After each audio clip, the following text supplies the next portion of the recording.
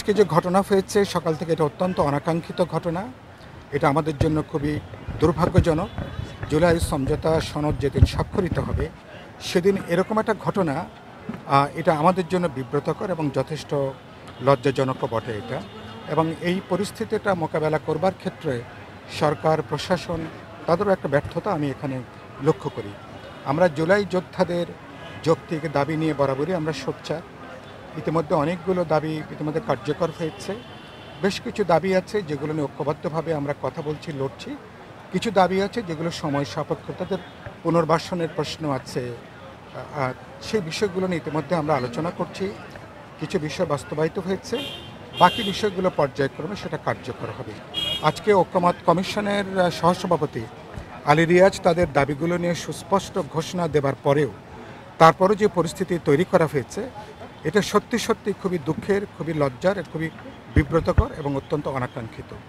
এবং আজকের এই দিনে এই ধরনের একটা বিষয় করাটা এটা আমাদের দেশের জন্য, অভ্যুত্থানের জন্য, আন্দোলনের জন্য এটা খুব একটা ভালো বার্তা যায়নি। এটা আমরা দাবি করব, আলাপ আলোচনা করব, কিন্তু করতে যেয়ে এমন একটা পরিস্থিতি তৈরি করব না যাতে আমাদের মধ্যে চূড়ান্ত একটা বিভক্তি, বিভাজনটা আমরা এটাকে বাড়িয়ে তুলি।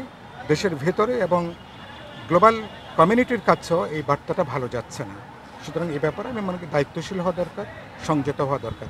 বাকি তাদের দাবি দেওয়া নিয়ে আমরা একদম নৈতিকভাবে, নীতিগতভাবে আমাদের সমর্থন আছে, সম্মতি আছে।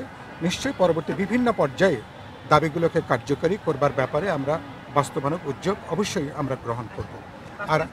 আর বাস্তবায়ন পদ্ধতি নিয়ে যেটা আপনারা সবাই জানেন যে বাস্তবায়ন পদ্ধতিটা কোনোভাবে জুলাই সনদের এটা অংশ, এটা আগেও ছিল না।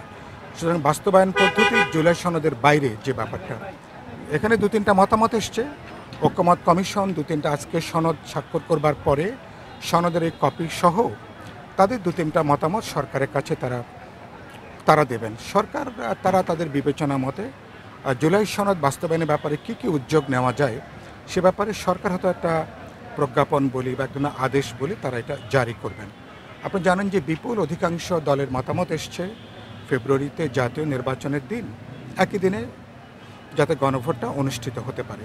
তাহলে সময় বাঁচে, পয়সা বাঁচে এবং তাতে ভোটের কাস্টিংটা অনেক বেশি সেক্ষেত্রে হতে পারে। দুই একটা দল বলেছেন নভেম্বরের মধ্যে গণভোট করবার জন্য, এটা তাদের হয়তো দলীয় দাবি।